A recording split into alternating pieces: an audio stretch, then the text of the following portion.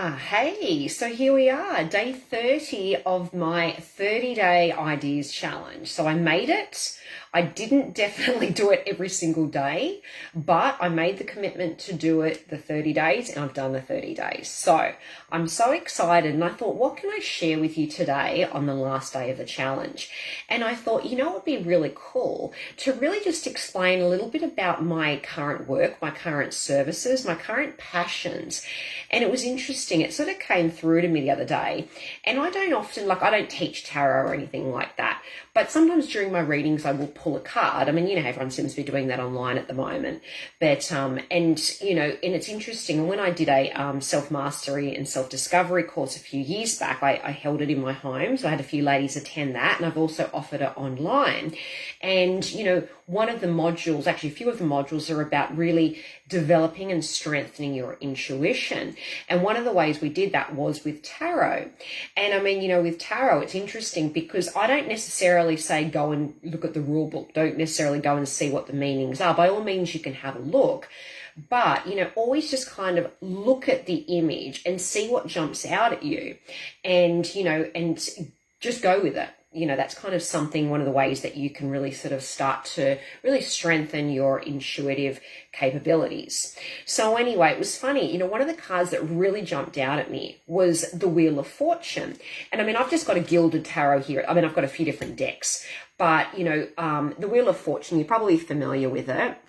But where I'm sort of going in terms of the symbology and how I'm going to explain it, I'm really going by the Rider-Waite picture.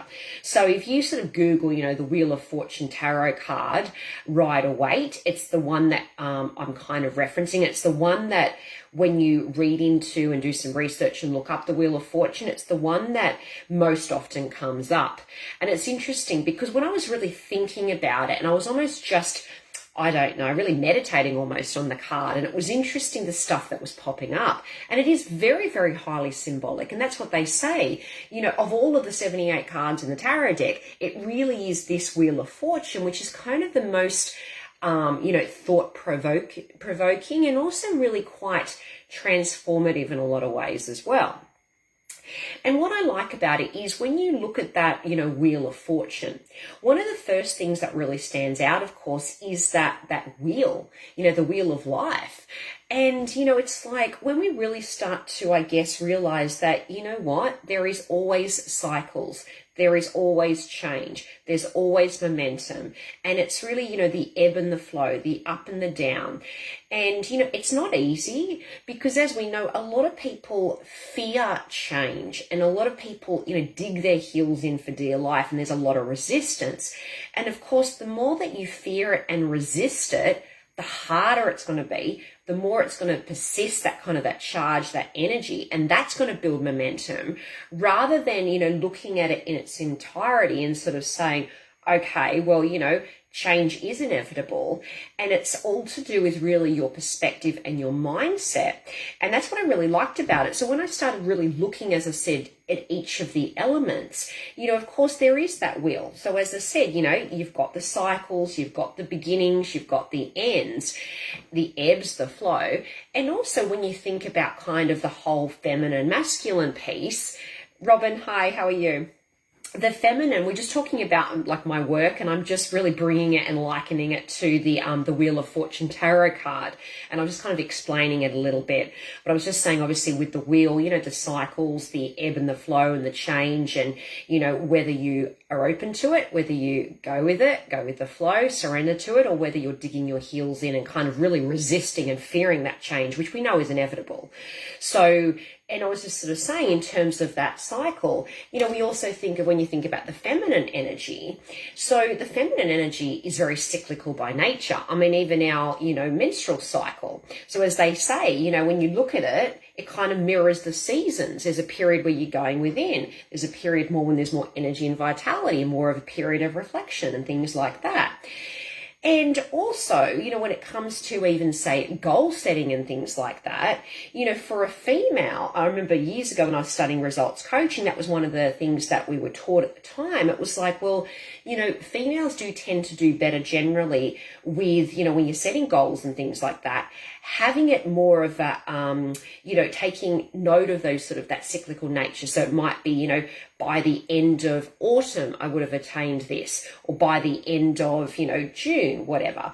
Right. And, with men, it can be by the 31st of June, kind of almost more of that detail and more linear, whereas as we know, the feminine energy is much more cyclical and more fluid. So that was the first piece. And also just with that, that's what I'm doing more and more with myself and my journey. And I'm finding with the women that I work with, it's really kind of that whole embodiment piece, because being a sun sign that is an air sign, Aquarius, I've been in my head my whole life. I've been an overthinker. I've been very over-analytical. And I tend to attract women that are like that. And of course, when you're always living in your head, you're so detached from your body. You're so almost detached from your emotions. And as we know, the issues are in the tissues. A lot of disease is caused by these suppressed, repressed emotions, which most of us aren't even in touch with. So, my work has kind of been taking on more of those kind of elements, so to speak, like really just getting more back into the body and, just getting in touch with some of these emotions and these feelings. Because when you look at all these, law of attraction, law of resonance, all these universal laws or natural laws, of course, it's, where are you, and, David Hawkins' scale of consciousness, where are you vibrating? Where are you resonating at? Is it the guilt? Is it the shame? Is it the fear? Or, is it more higher up in that vibrational scale, 500, love and above, like that's obviously ultimately where we want to move more towards. But, you start becoming more and more of, what is my predominant, emotions and thoughts? And most of us aren't aware of it. Most of us are on autopilot. Most of us are just this habitual set of thoughts and actions and feelings and behaviors. So that's why we keep attracting and, manifesting more of the same. So, as I said, that's kind of the first piece, when you look at the Wheel of Fortune tarot card and how, as I said, it's relating to what I do, it's that wheel. So first of all, as I said, that change, that forward momentum, going with the ebbs and flows, really kind of embracing it and surrendering to it rather than the resistance. And of course, that feminine energy piece, which, as I said, I love doing that. And I've got various tools, of course, EFT and emotion code and things like that. But it's just really tapping more and more into the body, more and more into that Shakti and that sexual energy, that life force energy, that radiant energy. And then I also do Creatrix, which, I've spoken about that before. And I mean, Creatrix is a pretty phenomenal and very transformative modality. And it's so unique in the fact that it works and specifically was designed to work with our female wiring, our female unconscious, which there's no other modality that I'm aware of that actually does that. NLP and all those other modalities, great. But, they just are based on the premise that we're all the same, in the sense that, the male and female wiring and brain's the same, and it's not. So that's what I really like about Creatrix. So, it's kind of bringing that in and taking into account our female differences. And what's phenomenal about that is, we can sort of identify, well, what are these limiting beliefs? What are these blocks? What are these chronic emotional states? What are these narratives that are playing out? Are they even yours? We don't even need to know that, but we go back to, the original source at that epigenetics level, clear it out, replace it. It's got that principle of reciprocity. So, we're replacing it with something of a higher wisdom, higher learning. So it's quite intuitive in that regard as well. So, I kind of thought, well, that fits in also with all of that when we're talking about cycles and then that feminine energy. And then when you sort of delve further, and as I said, you can just Google, or maybe you've got one of those Rider-Waite tarot cards and you can look at the Wheel of Fortune there. But then when you look sort of a little bit closer, they've got these like 4 creatures and they're kind of surrounding the wheel. And you've got the angel, you've got the eagle, you've got the bull, and you've got the lion. And if you've seen any of my posts and if you've had one, I've been really into life purpose astrology. And I think it is amazing because it is your blueprint. It is unique to you. And I thought, well, that's pretty cool because that's representing the 4 fixed signs of the zodiac. So you've got Leo, which is a fire element. You've got Taurus, which is the earth element. You've got Scorpio, which is the water element. And then you've got Aquarius, which of course is the air element. So they say it's like these 4 animals are kind of representative of the evangelists in Christian traditions. And that's kind of why they've got wings and things like that.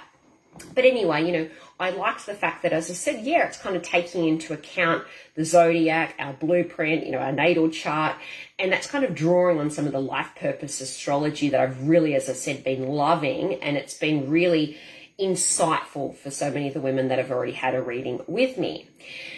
So, there's that. And then, of course, when you actually look even further, they've actually got a wheel also kind of in the middle of the wheel. And it's actually the alchemical symbols of mercury and sulfur and water and salt. And they are the building blocks of life.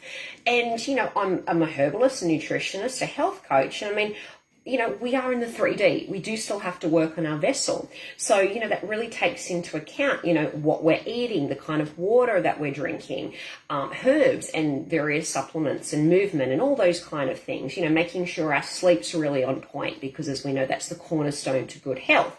Our nervous system, how is that functioning? Because if there's nervous system dysregulation, it's going to affect every other body system. It's going to affect your ability to receive. And as we know, that's also very much that feminine energy, which most of us have been deficient in for most of our life, let's face it.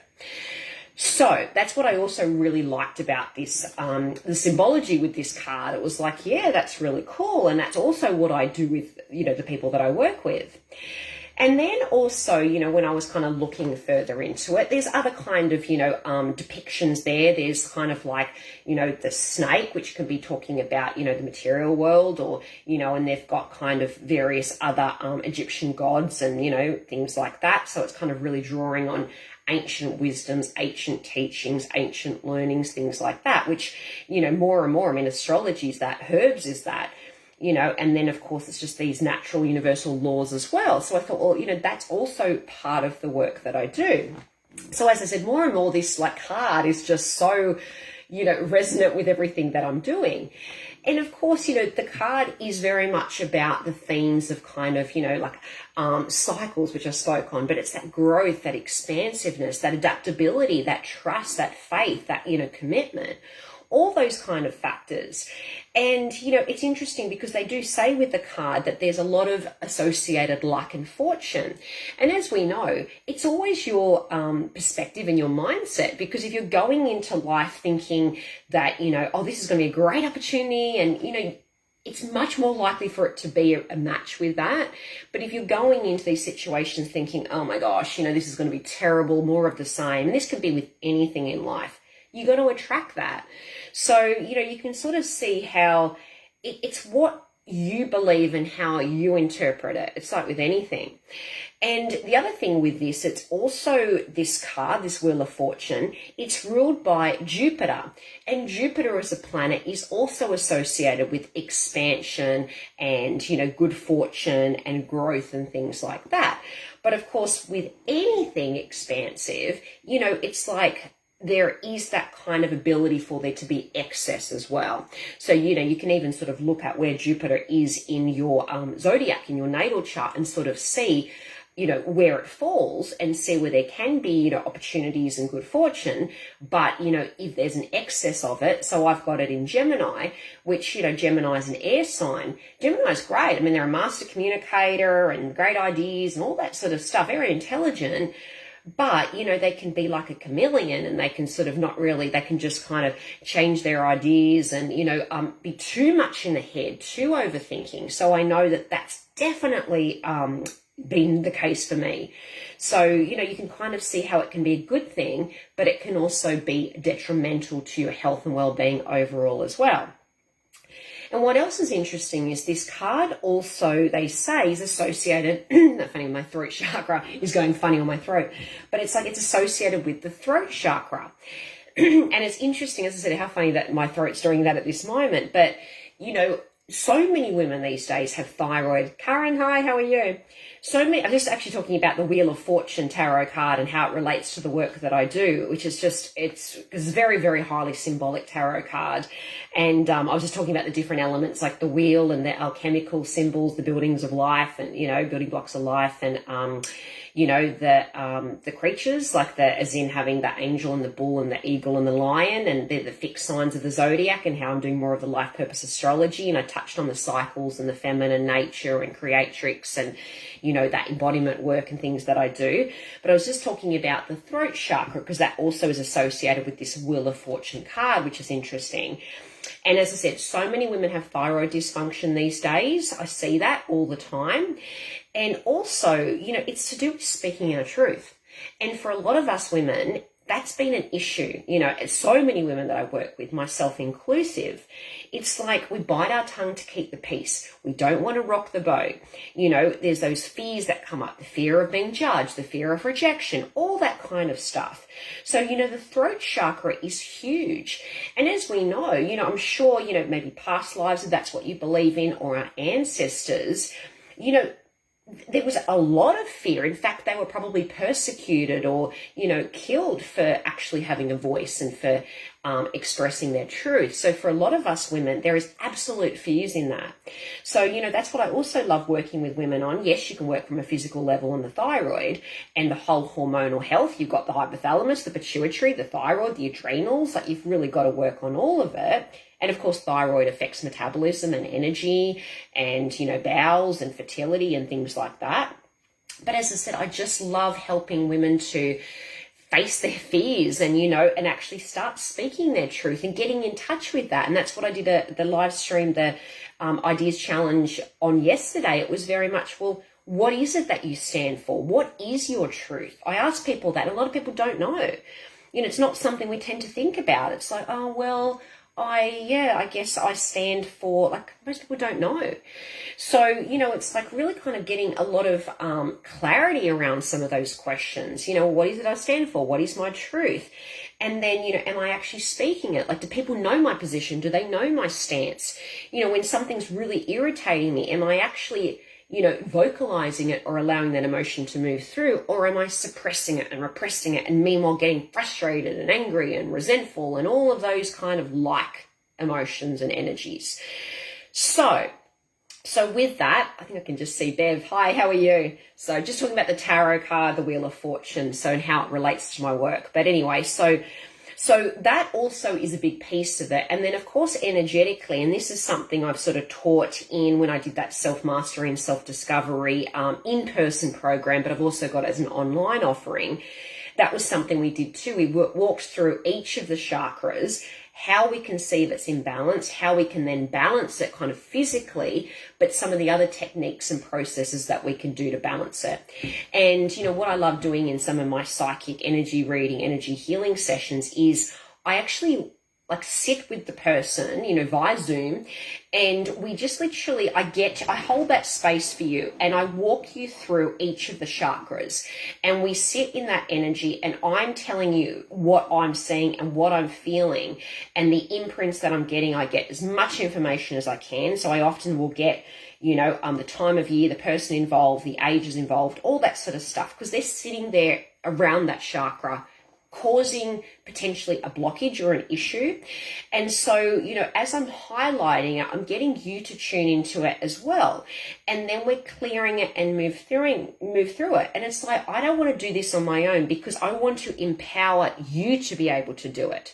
Because the thing is, I've worked with practitioners over the years where, some of them, in all honesty, have been quite happy to continue to do the work in the sense that they're happy for the people to keep coming to them all the time. And it's like, that's not ideal in the sense that you want to be able to empower these people to, be able to tune in themselves and actually start, feeling into each of the chakras and, being able to, I guess, protect their energy, clean their energy. It's to do with boundaries. So boundaries, physical boundary setting at times, but energetic boundaries, emotional boundaries, things like that. Really, really important. And that can go hand in hand with the throat chakra and speaking our truth.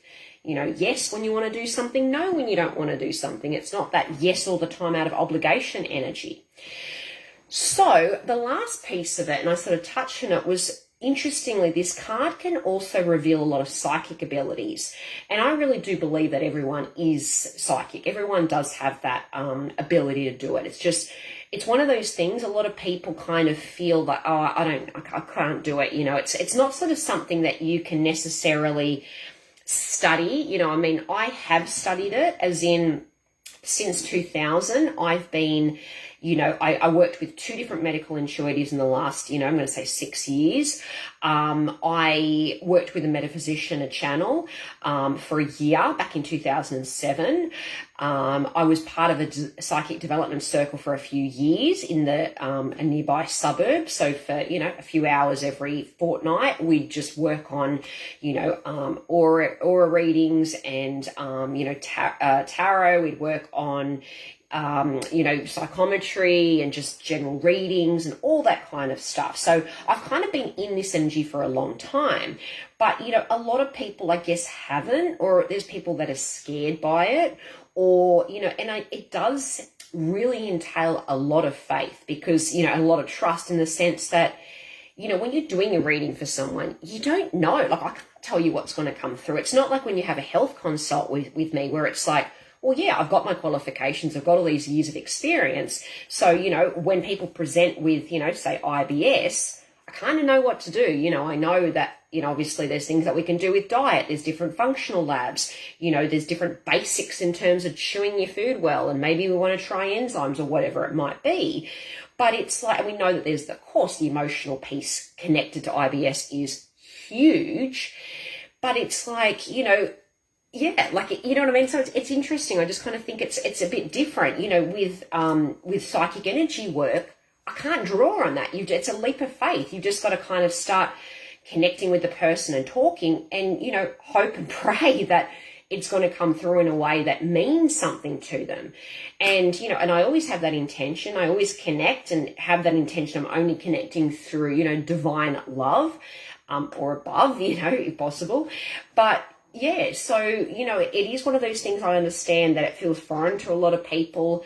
There could be fear there or whatever it might be, but I really do like helping people just to really be more, you know, I guess, to trust what that is, to hear that kind of, that voice, that strengthen that intuitive muscle, so to speak. So, as I said, you know, when you really look at that, you know, looking at that card once again, with all those different elements that are there, you know, the wheel, you've got the alchemical symbols, you've got the astrology, you know, with the fixed zodiac signs there. It's ruled by Jupiter, so we can look at that kind of placement, you know, the throat chakra, like the energetic anatomy work, and then, of course, the psychic piece. So it really is kind of all those foundationals. And that's kind of more and more what I'm realizing on this path. It's like, that's what I love helping people with, getting that foundation solid, because, you know, it's great to be eating cleanly and exercising and all of that, but that is one piece of the puzzle on this ascension journey. You know, it's like there's so many other elements. So that's what I love doing. Like, yep, let's do the health, but also let's look at your life purpose astrology. Let's look at that blueprint. Let's kind of see what's there, like your natural gifts, your soul's brilliance, your contributions this lifetime. You know, let's look at the energy management piece of things. You know, then of course there's the coaching, the mentoring, the space holding, because as we know, it's really all about, you know, your perspective, your mindset, and really kind of reclaiming and taking back your power, and really cultivating more of that inner strength, that resiliency, and, you know, and that's on all levels, of course, as well. So anyway, hopefully this all makes sense, but I thought, well, this is kind of a fun way to explain what it is that I do, by drawing on one of the really most highly symbolic, you know, tarot cards of all the 78 tarot cards.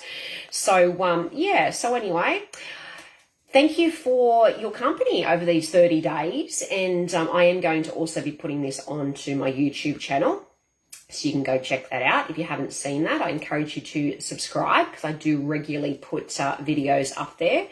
And yeah, so anyway, thank you, Maz. Hi, how are you? I'm just finishing, so you can go back and have a little listen. But yeah, and I encourage you that maybe it's something that you want to do, this 30-day ideas challenge, because it's interesting. When I had the idea to do it, I thought, you know what, so many of us need something like this, because it really is facing a lot of fears. It's putting ourselves out there, that whole, fear of being seen and judged and rejected and everything. So that's hence why I wanted to do this challenge. It's kind of like just to have more visibility, because even though I've got the Facebook group and I do, I can do groups and one-on-one and all of that, there was fears about kind of doing things on YouTube, hence I have the YouTube channel now, and doing things on this personal page. So that's kind of why I'm like, nah, I'm doing it anyway. I'm going to share my ideas, my downloads, my epiphanies, my awarenesses, my stories.